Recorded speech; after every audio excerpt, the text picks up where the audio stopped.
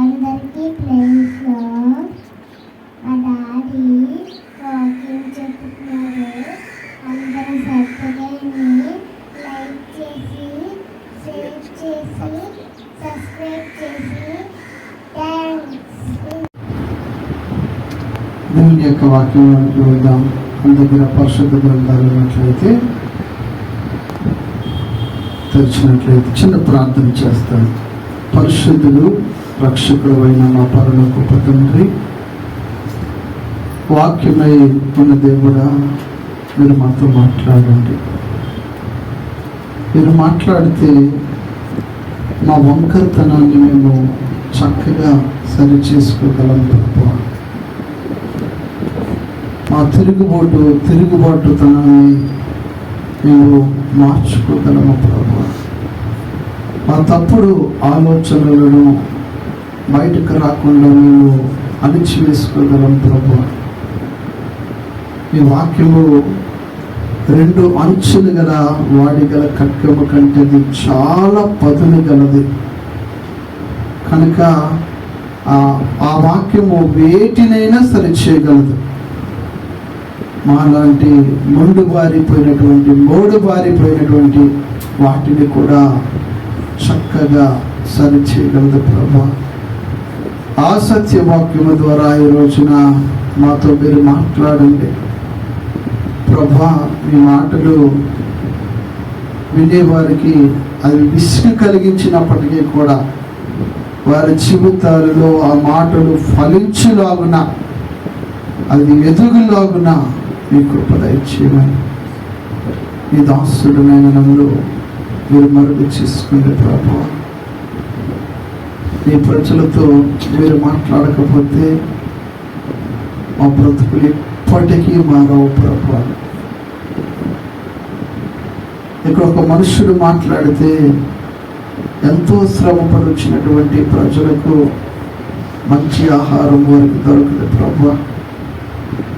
మీరు పచ్చిక గల చోట్ల పరిణ చేయగలిగినటువంటి దేవుడు, శాంతికరమైన జనముల చేత నడిపించే దేవుడు కనుక మీరే ఈ ప్రజలందరితో మాట్లాడండి.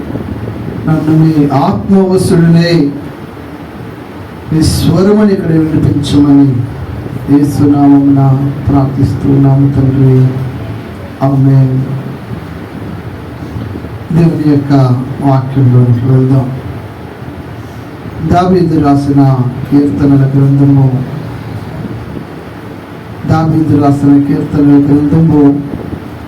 119వ అధ్యాయము. దావీదు రాసిన కీర్తనలు 119వ అధ్యాయము 77 నుంచి 80 వచనాలను చదువుదాం. నీ ధర్మశాస్త్రము నాకు సంతోషకరము, నేను బ్రతుకున్నట్లు నీ కరుణా కటాక్షములు నాకు కలుగునుగాక. నేను నీ ఉపదేశములను ధ్యానించుచున్నాను. గర్విష్ఠులు నా మీద అబద్ధములాడినందుకు వారు సిగ్గుపడుదురుగాక. నీ యందు భయభక్తులు గలవారును నీ శాసనములను తెలుసుకుని వారును నా పక్షమున నందురుగాక. నేను సిగ్గుపడకుండానట్లు నా హృదయము నీ కట్టడల విషయమై నిర్దోషమగునుగాక. చాలు. ఇక్కడ భక్తుడైనటువంటి దావీదు ఈ మాటలు చెబుతూ ఉన్నాడు. నీ ధర్మశాస్త్రము నాకు సంతోషకరము, నేను బ్రతుకున్నట్లు నీ కరుణా కటాక్షములు నాకు కలుగునుగాక అని చెబుతూ ఉన్నాడు. 78వ వచనములో నేను నీ ఉపదేశములను ధ్యానించుచున్నాను. గర్విష్ఠులు నా మీద అబద్ధములాడినందుకు వారు సిగ్గుపడుదురుగాక. ఇక్కడ దావీదు అనేటువంటి ఒక భక్తుడికి ఏమైంది అంటే, ప్రతి మనుషుడికి కూడా శత్రువులు అనేటువంటి వారు ఎవరో ఒకరు ఉంటూనే ఉంటారు. కొంతమందికి అయితే ఇంట్లోనే శత్రువు ఉంటాడు. కొంతమందికి వాళ్ళున్న గ్రామంలోనే శత్రువు ఉంటాడు, ఆ పక్కింటోడు శత్రువుగా ఉంటాడు. ఇక్కడ దావీదుకి శత్రువులైనటువంటి వారు ఉన్నారు. వారు ఏం చేస్తున్నారంటే దావీదుకు జరిగినటువంటి పరిస్థితిని బట్టి గర్వపడుతూ అతిశయపడుతూ ఉన్నారు. దావీదు జీవితాన్ని చూసి గర్విస్తూ ఉన్నారంట. చూడండి, ఆ మాట నేను చదువుతున్నాను. నేను నీ ఉపదేశములను ధ్యానించుచున్నాను, గర్విష్ఠులు నా మీద అబద్ధములు ఆడుచున్నారు. వారిని గురించి భక్తుడైన దావీదు అంటున్నాడు, గర్విష్ఠులు అంటూ ఉన్నాడు. గర్విష్ఠులు ఈ దావీదు మీద అబద్ధపు మాటలు చెబుతూ ఉన్నారు, లేనిపోని మాటలను పుట్టిస్తూ ఉన్నారు. వీళ్ళు ఎవరన్నా ఏమంటున్నాడు దేవుడు? గర్విష్ఠులు అంటూ ఉన్నాడు. అయితే ఇక్కడ ఒక విషయాన్ని దావీదు చెబుతూ ఉన్నాడు. అతన్ని చూసి గర్వించేవారు, అతను చూసి కోపపడేవారు, అతన్ని చూసి తిట్టేవారు, అతన్ని చూసి అసహించుకునేవారు ఉన్నారు. ఎందుకంటే తన కుమారుడైనటువంటి ఆయన దగ్గర నుంచి పారిపోతూ ఉన్నప్పుడు ఏం చేస్తాడు? ఒకడు తిడుతూ ఉన్నాడు దావీదుని. తిట్టాడా? దావీదుని తిడుతూ ఉన్నాడు. లేచారు, అనేక మంది శత్రువులు లేచారు. అయితే వాళ్ళు అంత గర్వముతో దావీదుని తిట్టినా గర్వించినా దావీదు చేస్తున్నటువంటి పని ఏంటో తెలుసా? నేను దేవుని ఉపదేశమును ధ్యానించాను. అలాగ ధ్యానించినప్పుడు ఆ గర్విష్ఠులైనటువంటి వారికి సిగ్గు కలిగింది. దేవునికి స్తోత్రం చెప్దామా? హల్లెలూయా. మనుషులైనటువంటి వారిని చూసి, కొంతమంది డబ్బు చూసి, ధనము చూసి, ఐశ్వర్యం చూసుకొని, మేడమిద్దలు చూసుకొని, వారి బంధు బలగాన్ని చూసుకొని విర్రవీగే మనుషులు ఉంటారు, కోపల్లలుగా. అయితే వారిని చూసి వారు మన మీద గర్వపడుతున్నారని, మనల్ని తిడుతూ ఉన్నారని, కొడుతూ ఉన్నారని, అసహిస్తూ ఉన్నారని మనము వారి మీద కోపపడవలసిన పని లేదు. దావీదు చేసే పని ఏంటో తెలుసా? అలాంటి మనుషులు దావీదు దగ్గర ఉన్నారంట, అలాగే చేస్తూ ఉన్నారంట. కానీ ఈయన మాత్రం ఒకటే పని చేస్తూ ఉన్నాడు.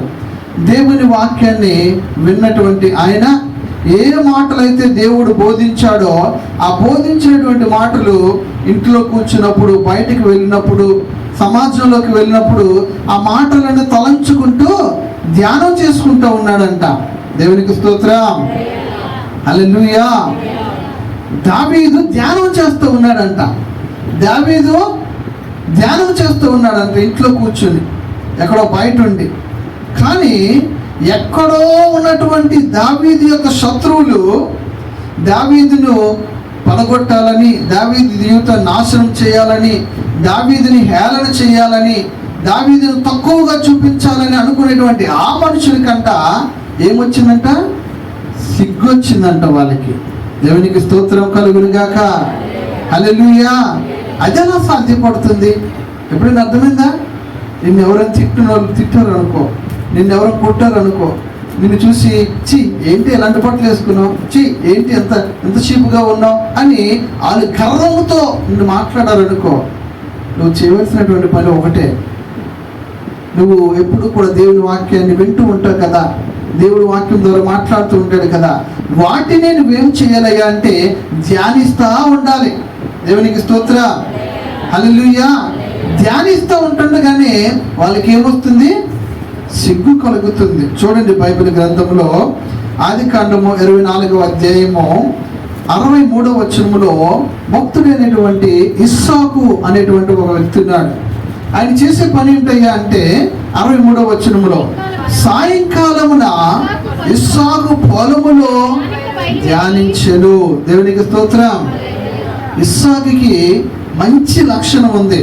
ఏమిటో లక్షణం అంటే, ఇప్పుడు మనకు బోధించేవారు ఉన్నారు కనుక ఆ మాటలు విని నా దేవుడు నాతో ఎలా మాట్లాడాడు, దేవుడు నాతో అలా మాట్లాడాడని ఇంటికి వెళ్ళి ముచ్చటించుకుంటాం. లేకపోతే వెళ్ళేటప్పుడు మార్గం మధ్యలోనే వాటి గురించి మనము తెలుసుకుంటాం. దేవుడు ఇలా మాట్లాడు కదా, ఇలాగెందుకు మాట్లాడా అనుకుంటాం. మరి ఇస్సాకు దినాలలో దేవుడు అబ్రహాముతో మాట్లాడాడు. అవునా? అబ్రహాముతో మాట్లాడాడు. అబ్రహాముతో ఏ బోధ అయితే చేశాడో ఆ బోధని అబ్రహాం ఎవరికి నేర్పించాడయ్యా అంటే తన కుమారుడైన ఇస్సాకుకు నేర్పించాడు. దేవునికి స్తోత్రం. అదే బోధని ఆయన ఏం చేస్తూ ఉన్నాడు? రోజంతా కూడా ఆ పని వాళ్ళకి పనులు అప్పచెప్పేసి సాయంత్రం అయ్యేసరికల్లా మా తండ్రికి దేవాతి దేవుడు అనేటువంటి దేవుడు ఏదైతే బోధించాడో ఆ బోధ నాకు నేర్పించాడు కదా, చక్కగా ప్రశాంతంగా పొలంలోనికి వెళ్ళి ఆ మాటలను ఏం చేసేవాడు? ఇస్సాకు ధ్యానం చేసేవాడు. దేవునికి స్తోత్రం. హల్లెలూయా. దేవుని మాటలు ధ్యానించుకోవడానికి ఒక ప్రశాంతమైన వాతావరణాన్ని ఇస్సాకు కలుగు చేసుకున్నాడు. కనుకనే అతని జీవితంలో ఏమైందయ్యా అంటే అతని తండ్రి చనిపోయాడు.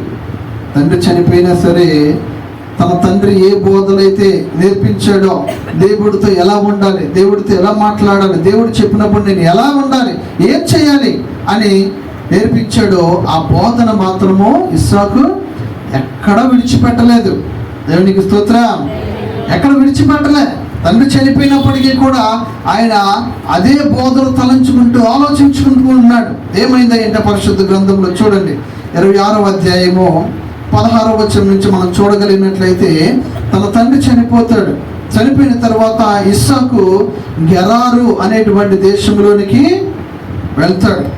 అక్కడ ఫిలిష్తీయులు అనేటువంటి వారు ఉంటారు. అక్కడ ఆ గెరారు దేశంలోనికి, తన దేశాన్ని కాదని తన తండ్రి చనిపోయిన తర్వాత గెరారు దేశంలోనికి వెళ్ళి అక్కడ కొన్ని దినాలు అక్కడే నివాసం చేస్తాడు. అక్కడ నివాసం చేసినప్పుడు ఆ ఇస్సాకు ఏం చేస్తాడంటే మన కాని దేశంలో మనకి వెళ్తే తిండి పెట్టేవారు ఎవరు కూడా ఉండరు. కనుక ఆయన ఏం చేశాడయ్యా అంటే అక్కడ కొంత భూమిలోని విత్తనాలు వేసి పండించాడు. పండించగానే ఆ విత్తనాలు ఎలా పండాయి? 100 పండాయి. దేవునికి స్తోత్రం. ఇస్సాకు వేసినటువంటి విత్తనాలు 100 పండాయి ఆ గెరారు దేశంలో. అయితే అక్కడ ఉన్నటువంటి ఆ ఫిలిష్తీయులు అనేటువంటి వారు ఈయన చూసి అసూయ పడుతూ ఉన్నారు.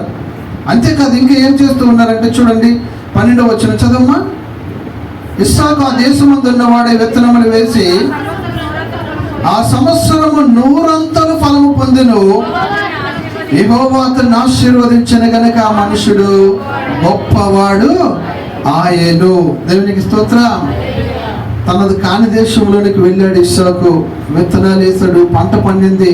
పంట చూసేసరికి ఆ పంటని ఆ దేశంలో ఉన్నటువంటి మనుషులు చూసేసరికి ఎలాగుందో తెలుసా ఆ మనుషులకి?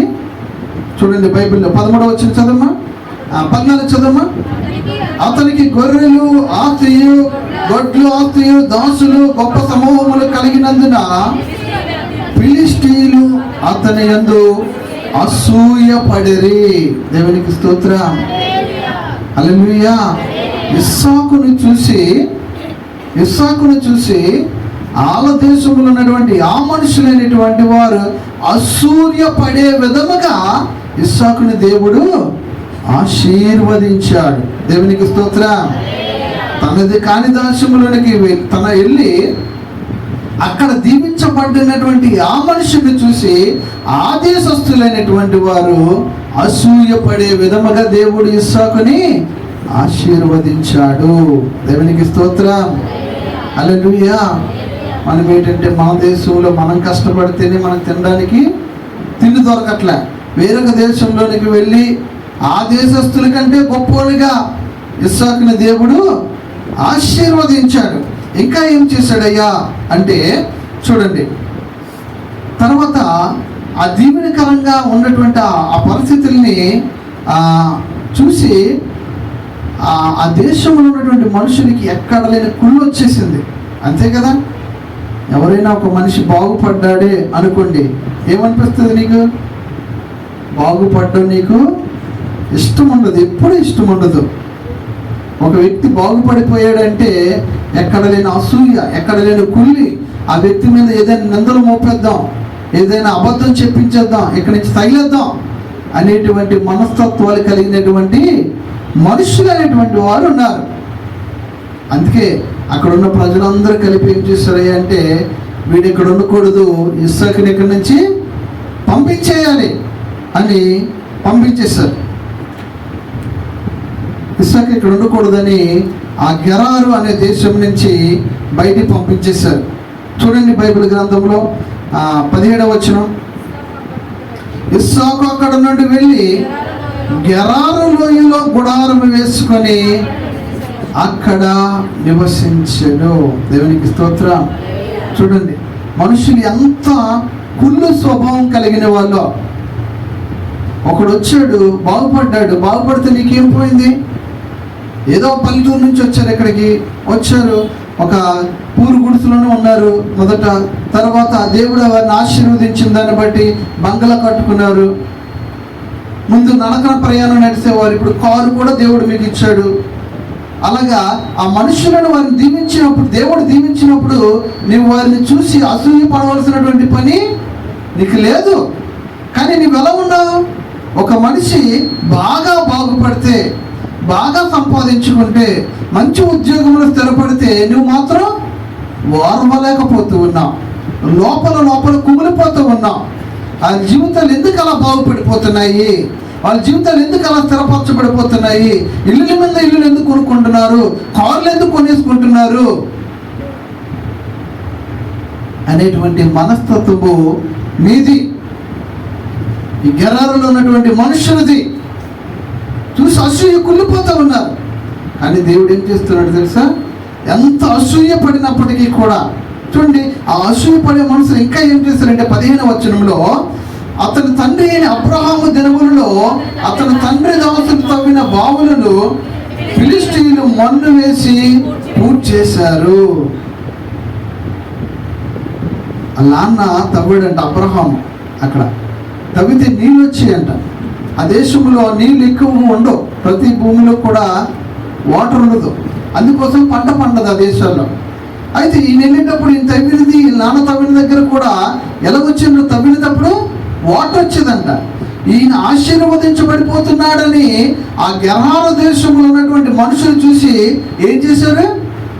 బావిల్ని మట్టితో మూసేశారంట. ఈ నీరుంటే ఇంకా ఎక్కువ పంట వచ్చేస్తుంది, ఇంకా సంపాదన వచ్చేస్తుంది, ఇంకా గడ్డి వస్తుంది, ఆహారము గొర్రెలకి గొడ్లకి ఎట్టి ఇంకా పెరిగిపోతాయి. చూడండి మనుషులు ఎంత స్వార్థపరులు కదా. నువ్వు బాగుపడతాను, దేని వల్ల బాగుపడతావో ఆ తింటున్నటువంటి అన్నంలోనే మట్టేసేటువంటి మనుషులు, నువ్వు తింటున్న అన్నంలోనే మట్టేసేటువంటి మనుషులు వీళ్ళు. అయితే వాళ్ళు తోలేశారంట అక్కడి నుంచి, ఆ బావులు ఉగిలేశాడంట, మంచి పొలాలు ఉగిలేశాడంట. ఉగిలేసి ఆ గెరారును ఉగిలేసి ఆ గెరారు లోయలోకి వచ్చేసాడంట. అంటే పెద్ద కొండల నుంచి అడుగు భాగంలోనికి వెళ్ళిపోయాడంట. వేరొక భూభాగంలోనికి ఇస్సాకు వెళ్ళిపోయాడు. వెళ్ళిపోయిన తర్వాత అక్కడ కూడా ఈయన ఏం చేశాడు? బావిని తవ్వించడం మొదలు పెట్టాడంట. చూడండి 18వ వచనం, అప్పుడు తన తండ్రి అయిన అబ్రహాము దినములలో తవ్విన నీళ్ల బావులను ఇస్సాకు తిరిగి మరలా తవ్వించెను. ఆ నాన్న ఎక్కడైతే మరలా ఆ లోయల్ని ఎక్కడైతే తవ్వించాడో మరలా అక్కడ తవ్వించాడంట. అక్కడ ఏం పడ్డాయంట? అక్కడ నీళ్లు పడ్డాయంట. దేవునికి స్తోత్రం. నీళ్లు పడగానే మళ్ళా వచ్చేసారంట వాళ్ళు. ఆ గెరారు మనుషులు వచ్చేసి ఈ బావి నీళ్లు మావి, నీవు పట్టుకోకూడదు అనేసి అక్కడ ఆ బావిని లాగేసుకున్నారంట వాళ్ళు. తర్వాత మళ్ళీ ఏం చేశాడంట? చూడండి 19వ వచనం, మరి ఇస్సాకు దాసులు ఆ లోయలో తవ్వగా జలగల బావి నీళ్లు దొరికిన. మరలా ఇంకో దగ్గరికి వెళ్ళి ఏం చేశాడు? మరలా తవ్వించాడంట. అక్కడ కూడా ఏం పడ్డాయి? నీళ్లు పడ్డాయంట. దేవునికి స్తోత్రం. మరలా దేశస్తులు వచ్చారంట. వచ్చి మరలా ఆ బావి నీళ్లు కూడా ఏం చేశారు? లాగేసుకున్నారు. తర్వాత లేదు, లాభం లేదు, ఇంకొక దగ్గర తవ్వుతానని ఇంకొక దగ్గర తవ్వాడంట. 21వ వచనం, వారు మరి యొక్క బావి తవ్వినప్పుడు దాని కొరకును జగడమాడిరి కనుక పేరు పెట్టిన. 22, అతడు అక్కడ నుండి వెళ్ళి మరి యొక్క బావి తవ్వించెను, దాని విషయమై వారు జగడమాడలేదు. దేవునికి స్తోత్రం. హల్లెలూయా. మళ్ళీ ఏం చేశాడంట? ఇక్కడ తవ్వని వాటర్ వచ్చింది, వాళ్ళు తీసేసుకున్నారు. మళ్ళీ ఇంకో దగ్గర తవ్వని వాటర్ వచ్చింది, వాళ్ళు తీసేసుకున్నారు. మళ్ళీ ఇంకొక దగ్గర తవ్వని వాటర్ వచ్చింది, కానీ వాళ్ళు గొడవ ఆడలేదు. దేవునికి స్తోత్రం. హల్లెలూయా. హల్లెలూయా. చూడండి ఎంత గర్వించినటువంటి వారో, ఎంత కుళ్ళుతోటి, ఎంత కుతంత్రాలతోటి, ఎంత ద్వేషముతో ఉన్నటువంటి మనుషులైనటువంటి వారు అయినప్పటికీ కూడా దేవుడు ఏం చెప్తానంటున్నాడు, ఇదిగో నేను నీ ఉపదేశమును నేను ఆలకించి ఉన్నాను. నా శత్రువులైనటువంటి వారు నా మీద గర్వించారు, కానీ వారికి ఏమొస్తుంది, సిగ్గుపడేటట్లుగా నేను వారిని చేస్తాను. దేవునికి స్తోత్ర. ఇస్సాకు ఎక్కడికి వెళ్ళినా సరే, ఏది తవ్వినా సరే అది బంగారంలో వారికి తిరిగి వచ్చేది. ఆ శత్రువులైనటువంటి వారు చూసి ఏమనుకునేవారు, సిగ్గుపడేవారు. ఇదేంటి, మనం తవ్వితే నీళ్ళు రావట్లా, కానీ ఆయన తవ్వితే నీళ్ళు వస్తున్నాయి. మనం పండిస్తే అంత పంట రావట్లా, కానీ ఆయన పండిస్తే అంత పంట వస్తుంది. దేవునికి స్తోత్రం.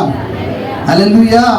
నీవు దేవుని ఉపదేశమును ధ్యానించగలిగినట్లయితే, ఇస్సాకు అంత దీవెనకరంగా ఉండడానికి గల కారణం ఏంటి, దేవుడు ఉపదేశించినటువంటి ఆ మాటలను ధ్యానించడం ఆయనకు ఇష్టము. దేవునికి స్తోత్రం. హల్లెలూయా. ఉపదేశమును అలాగా ఆ మాటలను తలుచుకుంటూ ఏంటి మాట్లాడతాడు అని తనలో తాను దేవుని గురించి, దేవుడు మాట్లాడిన దాని గురించి అలాగ ఆలోచించుకుంటూ ఉండడమే ధ్యానము. అలాగూ చేయడాన్ని బట్టి దేవుడు ఏం చేశాడంటే, తన శత్రువులు కూడా సిగ్గుపడే విధముగా ఇస్సాకుని దేవుడు ఆశీర్వదించాడు. దేవునికి స్తోత్రం. ఇస్సాకు ఆశీర్వాదాన్ని చూసి వారే సిగ్గుపడుతూ ఉన్నారు. ఏంటి ఎలా అంటాడు, ఇదిగో బావి తవ్వేసాక మళ్ళా తీసుకున్నాం, ఇంక నువ్వులనే మంచిది అనుకున్నారు. హల్లెలూయా, హల్లెలూయా, హల్లెలూయా. దేవుని యొక్క ఉపదేశములు మనం ఏం చేయాలి, ధ్యానిస్తూ ఉండాలి. దేవుడు ఈరోజు మాట్లాడాడు మనతో, మాట్లాడింది ఏం చేయాలి, ధ్యానించాలి. ఇంటికి వెళ్ళి ధ్యానించాలి. మనం ఏం చేస్తామంటే, ఈరోజు చెప్పింది ఈరోజు మర్చిపోతాం, ఈరోజు మర్చిపోతాం మనం. కానీ మనము ధ్యానించగలిగినట్లయితే ఏం చేస్తాడు తెలుసా, మన శత్రువు కూడా సిగ్గుపడే విధముగా దేవుడు మనలను హెచ్చించి వాడై ఉన్నాడు. దేవునికి స్తోత్రం. హల్లెలూయా. మరి ఈ దినము నుంచి మనము దేవుని వాక్యాన్ని పట్టుకుని చక్కగా ధ్యానించగలిగినట్లయితే, దేవుని ఉపదేశాన్ని మనము విన్న మాటలను, మనం టీవీలో చూస్తున్నటువంటి ఆ ఉపదేశాలను, ఇక్కడ బలిపీఠం దగ్గర నిలబడి మాట్లాడుతున్నటువంటి ఆ ఉపదేశాలను మనం ఇంటికి వెళ్ళేటిని ధ్యానించగలిగినట్లయితే, మన శత్రువుడు ఎవరెవరైతే ఇదిగో వీళ్ళ జీవితం పాడైపోతుంది, వీళ్ళ జీవితం నాశనం అయిపోతుంది, వ్యర్థమైన జీవితాలు అయిపోతాయి అని ఎవరెవరైతే అనుకుంటూ ఉన్నారో వారు సిగ్గుపడే విధముగా దేవుడు నిన్ను హెచ్చించి వాడై ఉన్నాడు. దేవునికి స్తోత్రం. హల్లెలూయా, హల్లెలూయా. కనుక మనము దేవుని యొక్క ఉపదేశమును మనము నిరంతరము ధ్యానించేవారుగా ఉండాలి. ఇంకొక మాట పరిశుద్ధ గ్రంథంలో నుంచి, యోబు గ్రంథం 36వ అధ్యాయము 10-11 వచనాలు. ఉపదేశము వినుటకై వారి చెవిని తెరవజేయము, పాపము విడిచి రండని. చాలు. యోబు గ్రంథంలో ఈ విధంగా రాయబడింది, దేవుని యొక్క ఉపదేశమును వినుటకై వారి చెవిని తెరయజేయము. అయితే దేవుని యొక్క ఉపదేశము అన్నీ ఒకేలాగా ఉండవు. ఇక్కడ ఏమన్నాడంట, ఉపదేశము పాపమును విడిచి రండని ఆజ్ఞయిస్తూ ఉన్నాడు. దేవుని ఉపదేశంలో ఏం చెప్తూ ఉన్నాడు, మీ పాపములను మీరు విడిచి మీరు రండి, మీ పాపములను మీరు విడిచి రండి అని ఉపదేశం చేస్తూ ఉన్నాడంట దేవుడు. మనకి చాలా మందికి ఏది నచ్చదంటే, పాపాన్ని విడిచిపెట్టు అంటే మాత్రం ఎక్కడ లేనంత కోపం వచ్చేస్తుంది. అంతా చేసినా సరే నేను చేశానా అంట. నువ్వు ఉంటున్న పరిస్థితి పాపంలో ఉన్నావు, నీ ఆలోచనలన్నీ కూడా తప్పు. అలాంటి పాపంలో ఉన్నటువంటి నీతో దేవుడు మాట్లాడుతున్నాడు. ఇదిగో దేవుని యొక్క ఉపదేశమును నీవు ధ్యానించు, దేవుని యొక్క ఉపదేశంలో చెబుతూ ఉన్నాడు, ఇదిగో నువ్వు పాపములో ఉన్నావు అని. చూడండి ఒకసారి చదువుదామా, 10వ వచనం. ఉపదేశము వినుటకై వారి చెవిని తెరవజేయును,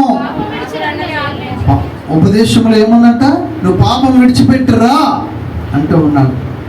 నీ పాపం విడిచిపెట్టి రా అంటూ ఉన్నాడు. విన్న వారందరూ అనుకుంటారు, నేనే తప్పు చేయట్లేదు కదా, నేనే తప్పు చేయట్లేదు, నా పక్కన కూడా నేను చేసిన తప్పు ఎవరికి కూడా తెలీదు, నా ఇంట్లో వాళ్ళకి అసలే తెలియకుండా చేస్తున్నాను, ఎవరికి తెలుస్తుంది అని అనుకుంటున్నావు. దేవుడు ఈరోజు నీతో మాట్లాడుతున్నాడు. నువ్వు తప్పు చేసిన వ్యక్తివే, నువ్వు తప్పు చేసిన వ్యక్తివే, నువ్వు ఇప్పటికీ కూడా పాపములోనే ఉన్న వ్యక్తివే అని దేవుడు ఉపదేశం చేస్తూ ఉన్నాడు. మరి ఉపదేశం చేసినప్పుడు ఆయన తప్పు చేయలేదులే అని వెళ్ళిపోకూడదు. నువ్వు విన్న తర్వాత, దేవుని బోధ విన్న తర్వాత ఆ బోధను దేవుడు ఏం చేయమన్నాడు, ధ్యానించమంటూ ఉన్నాడు.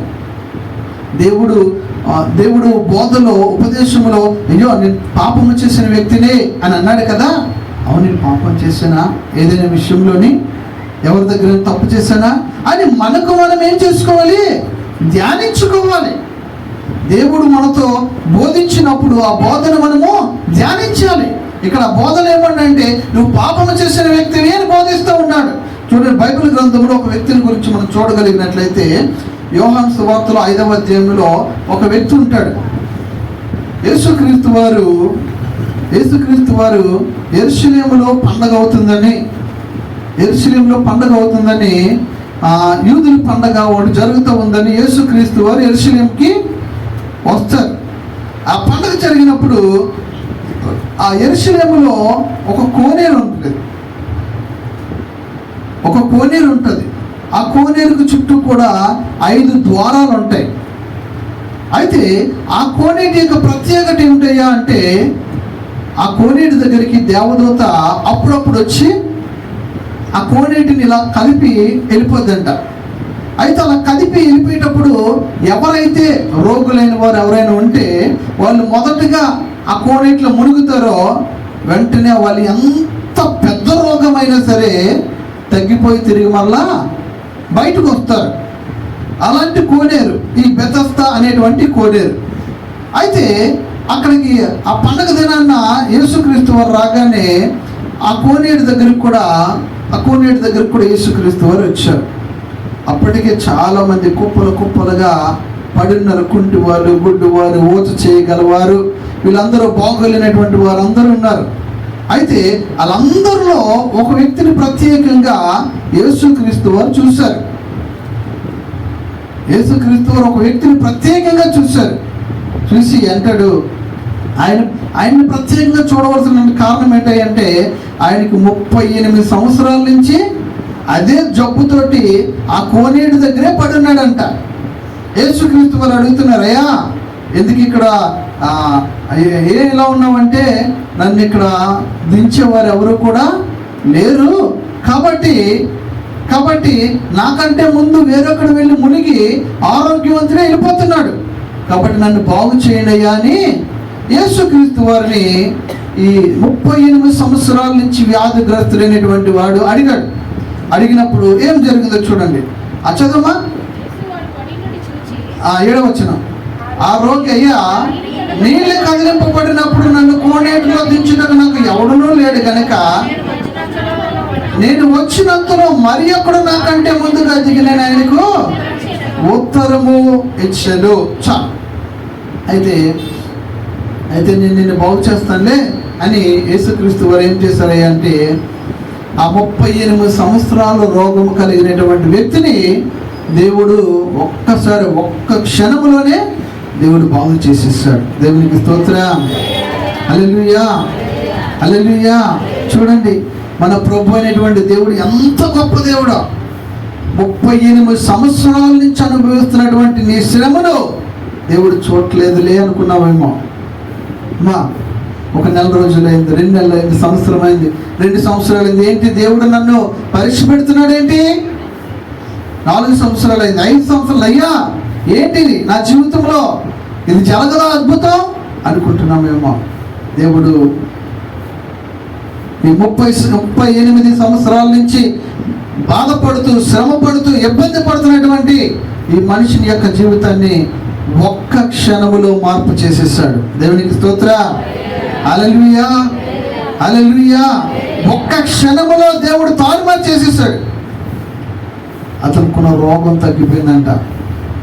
తగ్గిపోగానే అది తగ్గిపోయినటువంటి వ్యక్తి, బాగుపడినటువంటి వ్యక్తి సమాజంలోకి వెళ్ళి యూదుల దగ్గరికి వెళ్ళి చూపించుకున్నాడంట. వాళ్ళకి ఏం పౌరుషం వచ్చిందయ్యా అంటే, ఈరోజు విశ్రాంతి దినం కదా, విశ్రాంతి దినాన్ని ఎవరు బాగు చేయకూడదు కదా, ఏ పని చేయకూడదు కదా అని వాళ్ళు ఆ లాజిక్ తీశారు. తీయగానే మీరు చెప్పారు, బాగు చేసిన వారు ప్రభు అని యేసుక్రీస్తు నన్ను బాగు చేశాడు, నేను బాగుపడ్డాను అని ఆ బాగుపడినటువంటి వ్యక్తి ఆ పెద్దలకు చెప్పుకుంటాడు. చెప్పుకున్న తర్వాత ఎవరు బాగు చేశాడంటే యేసుక్రీస్తు అనేటువంటి వ్యక్తి ఎన్ని బాగు చేశాడు అనేసి ఆయన చెప్పుకున్నాడు. అయితే యేసుక్రీస్తు వారు ఆ మాటల సంభాషణ అంతా కూడా ఆ యూదుల అధికారులతో అంతా అయిపోయింది. తిరిగి మరలా ఈయన ఎక్కడికి వచ్చాడయ్య అంటే, ఈ 38 సంవత్సరాల నుంచి వ్యాధిగ్రస్తులైనటువంటి వ్యక్తి బాగుపడ్డాడు కదా, ఆ వ్యక్తి దగ్గరికి మరలా వచ్చాడు యేసయ్య. ఏం చేశాడయ్య అంటే 11వ వచనంలో, అందుకు వాడు, నన్ను స్వస్థపరిచిన వాడు నీ పరుపెత్తుకొని నడవమని నాతో చెప్పెను అని. అమ్మ అర్థమవుతుందా? ఏమని చెప్పారంటే, ఆ యూదుల పెద్దలు అడిగారు, ఇదిగో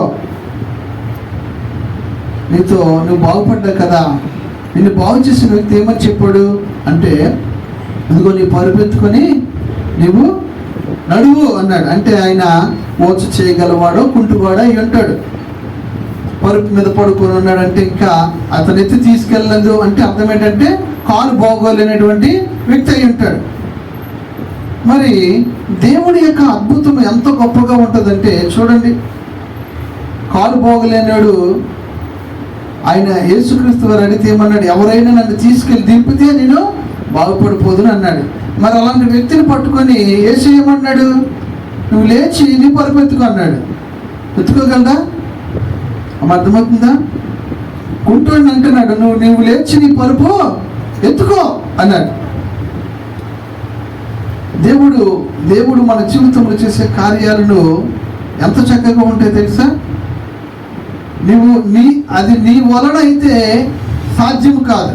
నీకు మట్టుగా నువ్వు అది చేసుకుందామంటే అది సాధ్యపడదు. ఈ రోజున మన ప్రయత్నాలు కూడా ఎలా ఉన్నాయంటే, ఏదైనా చేయాలంటే మన సొంత జ్ఞానంతో మనము ప్రయత్నాలు చేస్తూ ఉంటాం, కానీ అది జరగదు కూడా. నీ సొంత ప్రయోజనాల కోసం నీ సొంత ఆలోచనలే ఆ పనిలో పెడితే అది ఎప్పటికీ జరగదు. కానీ యేసుక్రీస్తు వారు నీ పరుపెత్తుకొని నువ్వు లేచి నిలబడు అనగానే ఏం చేశాడు? లేచి పట్టుకొని నిలబడ్డాడు. దేవునికి స్తోత్రం. హల్లెలూయా, హల్లెలూయా, హల్లెలూయా. చూడండి, దేవుని యొక్క బోధ ఎంత చక్కగా ఉంటుంది. మనం అనుకుంటాం కొన్ని కఠినముగా ఉంటాయి, కొన్ని సునిమెత్తనంగా ఉంటాయి. చూడండి, ఇదిగో నువ్వు నీ పరుపెత్తుకొని లేచి నిలబడు అన్నాడు సింపుల్గా. ఆ బోధని అంగీకరించినటువంటి వారు ఏం చేస్తారు? ఆ పని చేస్తారు. అది అంగీకరించకుండా, ఏంటి ప్రభా సొట్టకాలని నన్ను ఎలా నిలబడమంటావు, ఈ పరుపు నేనెలా మొయ్యాలి అనేటువంటి వారు ఉన్నారా లేదా? ఉన్నారు. అదే అంటున్నాడు దేవుడు బోధించినప్పుడు ఆయన బోధన నువ్వు ధ్యానించు, నమ్ము, ఆ బోధ ప్రకారంగా నువ్వు నడుచుకో. దేవునికి స్తోత్రం. హల్లెలూయా. చూడండి, ఆ బోధను విన్నటువంటి ఆ 38 సంవత్సరాలు కలిగినటువంటి ఆ వ్యాధిగ్రస్తుడు చక్కగా బాగుపడ్డాడు. అయితే తిరిగి మళ్ళీ యేసయ్య ఆయన దగ్గరికి వచ్చాడంట. వచ్చి మాట్లాడుతున్నాడు 14వ వచనంలో. అటు తర్వాత యేసు దేవాలయంలో వారిని చూచి, ఇదిగో స్వస్థత నొందితివి, మరి ఎక్కువ కీడు నీకు కలగకుండానట్లు. అమ్మా అర్థమవుతుందా? బోధలో పాపము చేయొద్దు అనేటువంటి మాట ఎక్కువగా వాడాల్సిన పని లేదు. ఒక మాట వాడితే చాలు. ఆ ఒక్క మాటను మనము ఒకటే కదా ఏదో సందర్భంలో వాడేసరిలే, మనం దాని గురించి ధ్యానించవలసిన పని లేదులే అని అనడానికి వీల్లేదు. దేవుడు నీతో మాట్లాడిన ప్రతి మాట కూడా నీవు ధ్యానించాలి. దేవునికి స్తోత్రం. మనం ఏం తీసుకుంటాం? మనల్ని పొగిడినవి, మనల్ని ఆశీర్వదించినవి, మనల్ని దీవించినవి, మనం చేసే గొప్ప కార్యాలను తీసుకుంటాం. కానీ మనం ఏదైతే దేవుడు చేయొద్దన్నాడో, ఏదైతే చెడు తిరగొద్దన్నాడో, చెడు మాటలు మాట్లాడొద్దన్నాడో, చెడుగా ప్రవర్తించొద్దన్నాడో ఆ మాటలు మాత్రం మనం తీసుకోము. దేవుడు చాలా స్పష్టంగా యోబు గ్రంథంలో చెప్తూ ఉన్నాడు. ఇదిగో ఉపదేశమును వినిటికై వారికి చెవిని తెరవజేయము, పాపమును విడిచి రండని ఆజ్ఞ ఇచ్చుచున్నాడు. ఉపదేశములు ఏముంటది? పాపాన్ని విడిచిపెట్టు అనే ఆజ్ఞ ఇచ్చాడంట. ఇక్కడ ఈ 38 సంవత్సరాల వయసు కలిగినటువంటి వీరికి కూడా ఒక ఆజ్ఞ ఇచ్చాడు. ఏమని?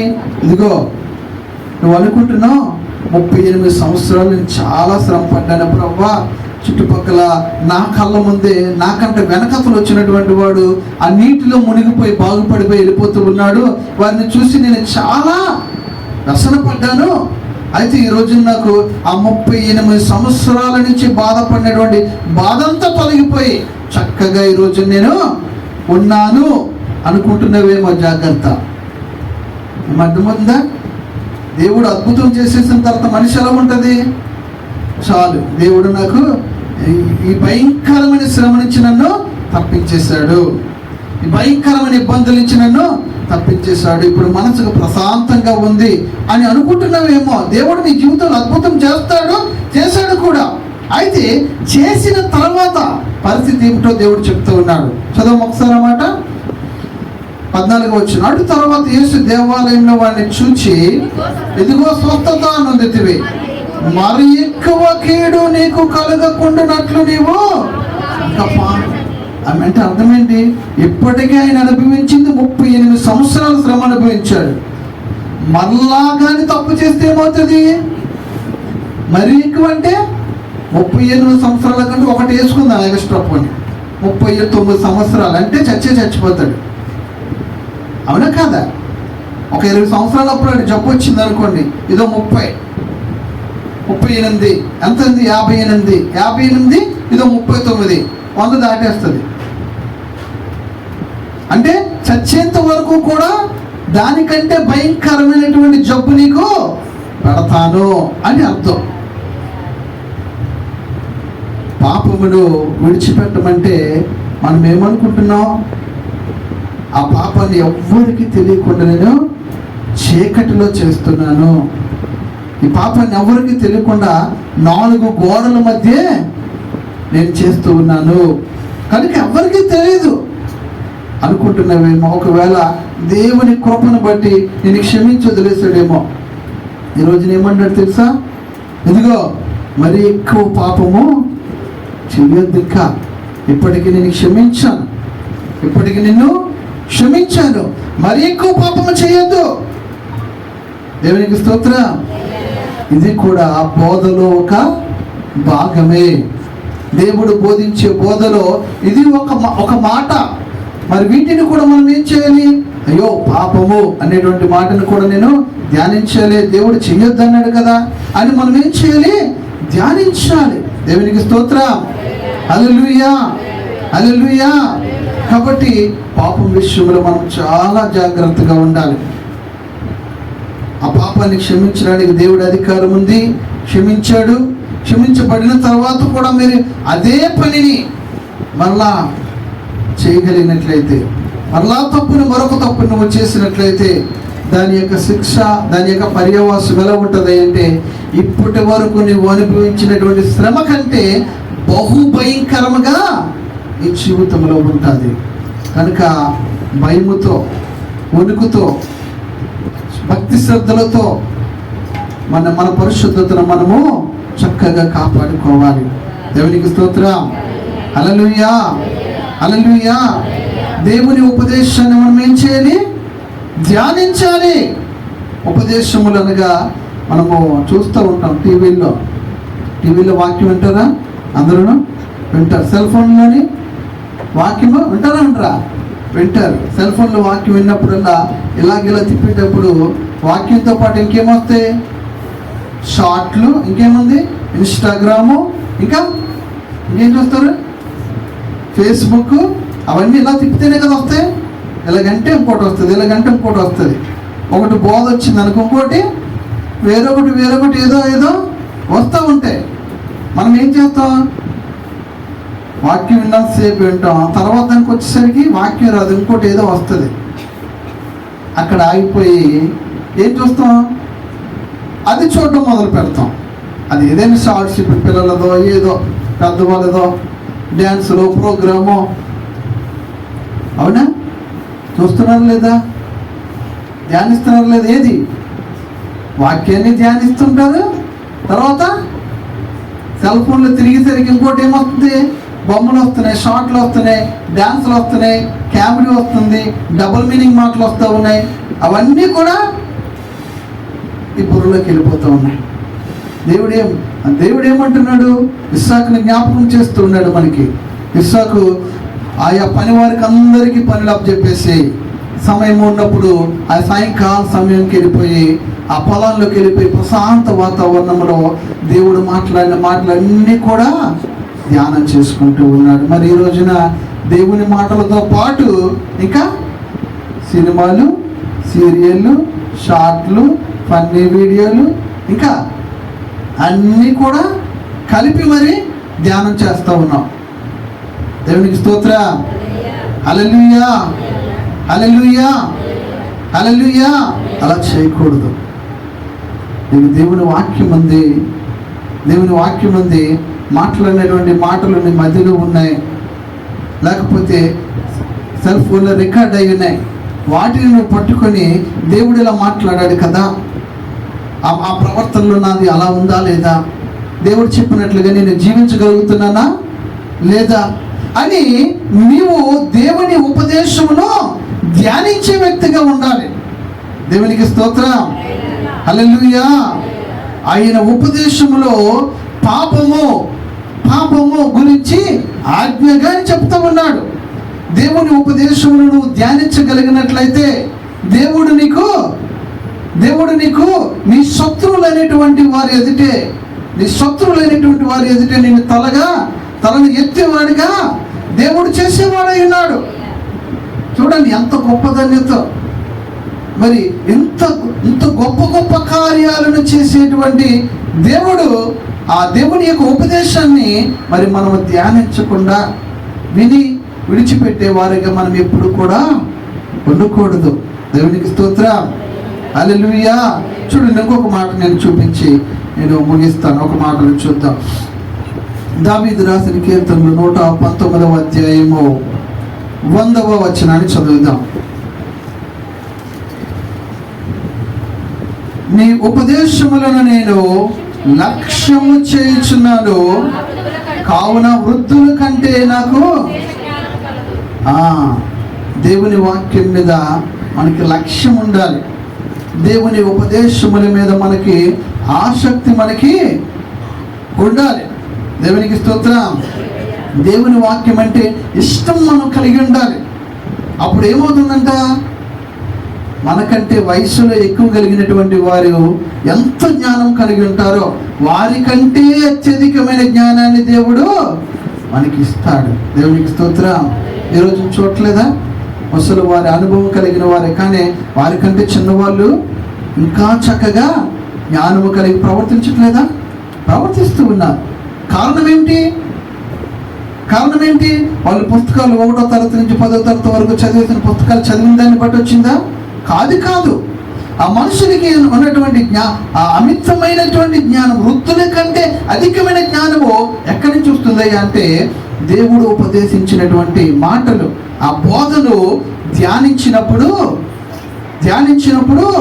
వృద్ధుల కంటే జ్ఞానవంతులముగా మనము తీర్చిదిద్దబడతాం. దేవునికి స్తోత్రం. హల్లెలూయా. పరిశుద్ధ గ్రంథంలో ఒక వ్యక్తిని గురించి చూద్దాం. ఒక గొప్ప మహారాజు, తెలివైన మహారాజు ఉన్నాడు. ఎవరైనా తెలివైన మహారాజు సొలొమోను మహారాజు. అప్పటికి వయసు ఎంత అంటే చిన్నవాడు. చూడండి బైబిల్లో 1 రాజుల గ్రంథం 3వ అధ్యాయం 7వ వచనం. నా దేవా యెహోవా, నీవు నా తండ్రివైన దావీదునకు బదులుగా నీ దాసుడనైన నన్ను రాజుగా నియమించున్నావు. అయితే నేను బాలుడను. బాలుడంటే ఎంత ఉంటాడు?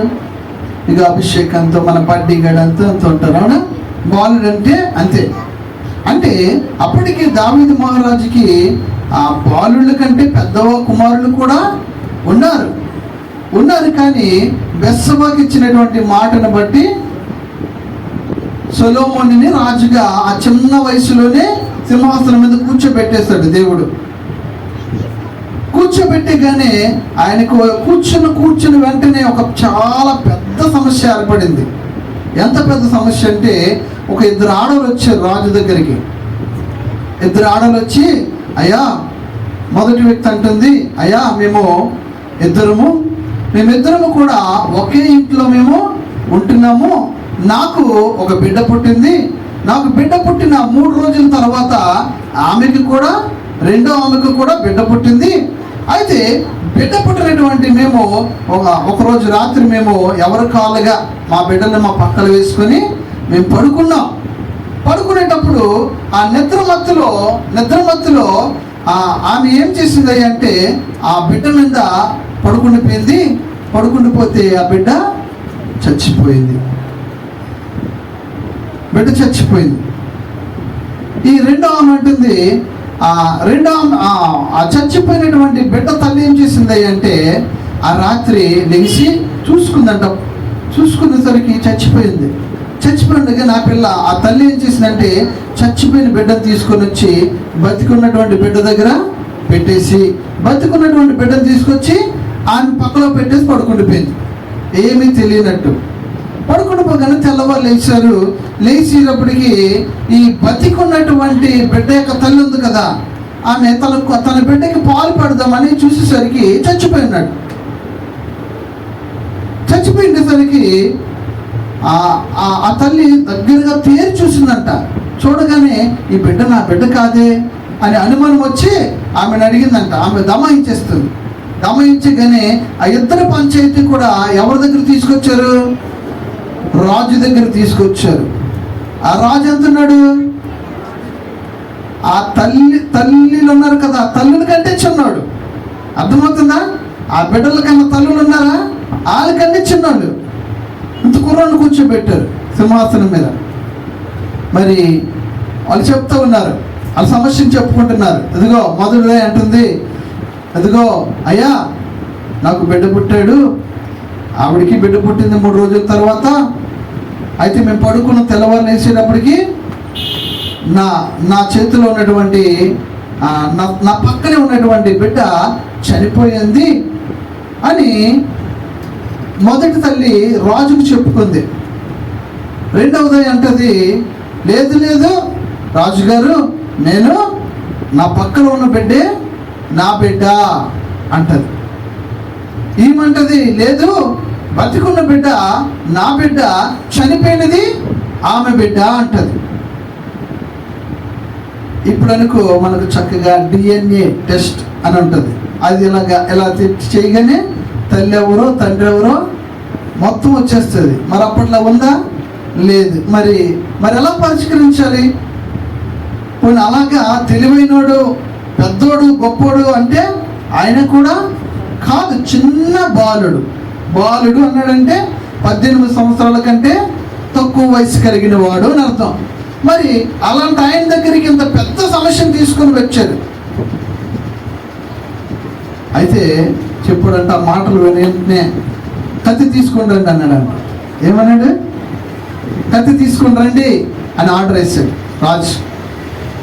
కత్తి తేగానే బతికున్నటువంటి బాబుని తీసుకొని వచ్చి 2 ముక్కలు చేసి దానికో ముక్క దీనికో ముక్క ఇచ్చేయండి అన్నాడు రాజు. అనగానే ఆ బ్రతికి ఉన్నటువంటి కుమారుడి యొక్క తల్లి ఉంది కదా, ఆ తల్లి యొక్క పేగులు ఒడిగిపోయాయంట. ఎందుకని? నా కుమారుడు, నా పక్కనుండే కుమారుడు బ్రతికే ఉన్నాడు, ఆయనే నా కుమారుడు అని తెలుసు. కానీ రాజు ఆజ్ఞ ఇవ్వడం వల్ల కుమారుడు చచ్చిపోతాడు. కాబట్టి ఆ కుమారుడు చావకూడదు. ఆ కుమారుడు నా కొడుకే నాకు తెలుసు, బతుకున్నాడు. కానీ నా దగ్గర ఉండకపోయినా వేరొకరి దగ్గరున్న ఆడు బాగా ఉంటే చాలు. చూడండి అక్కడ అంత రాజు ఇచ్చినటువంటి ఆజ్ఞకు ఈ తల్లి యొక్క పరిస్థితి ఎలాగైపోయిందో చూడండి. పరిశుద్ధ గ్రంథంలో చూద్దాం ఒకసారి. మొదటి రోజు గ్రంథం 3వ అధ్యాయము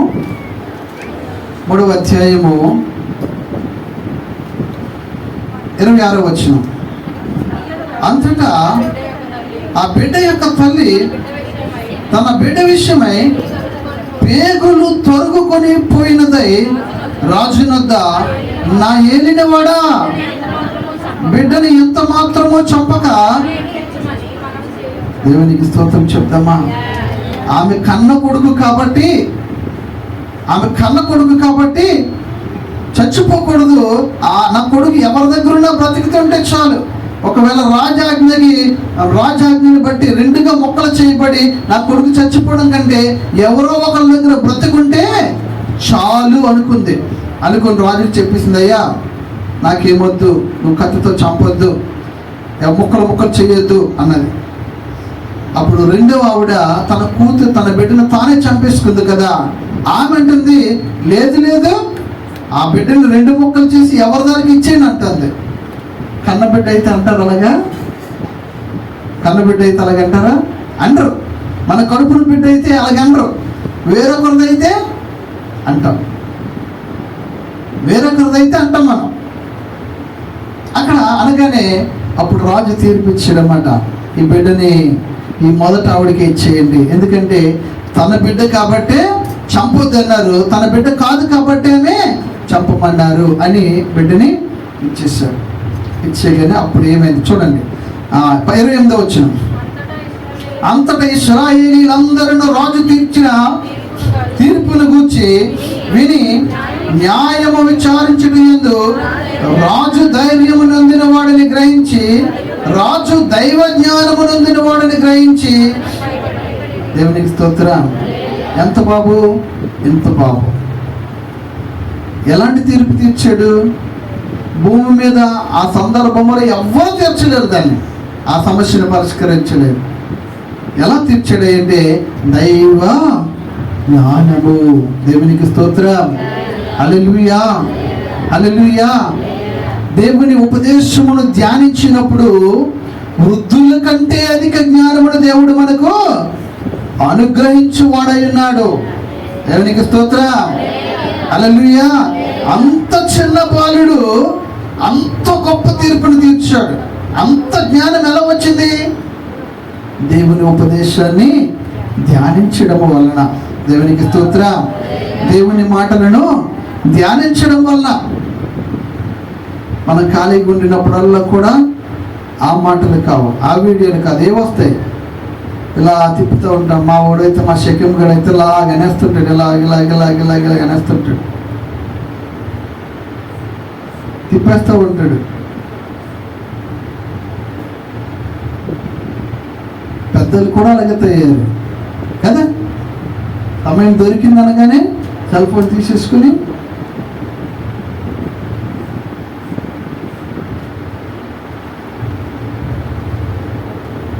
దేవుడు చాలా స్పష్టంగా మాట్లాడుతున్నాడు. దేవుని యొక్క ఉపదేశమును మనము ధ్యానించగలిగినట్లయితే, దేవుని యొక్క ఉపదేశమును మనము వినగలిగినట్లయితే మనకు దేవుడు అధిక జ్ఞానము ఇచ్చేవాడై ఉన్నాడు. మనకున్నటువంటి విలువైన సమయాన్ని వ్యర్థముగా పాడు చేయకుండా దేవుని వాక్యం మీద, దేవుని మాటల మీద, వాటిని ధ్యానించే విషయంలో మనము కానీ ఉండగలిగినట్లయితే ఇస్సాకును దీవించినట్లుగా, ఎలా దీవించాడు? తన శత్రువులు సిగ్గుపడేటట్లుగా ఇస్సాకును దేవుడు 100 ఆశీర్వదించాడు. 100. ఆ శత్రువులు కూడా కుమిలిపోతూ ఉన్నారంట.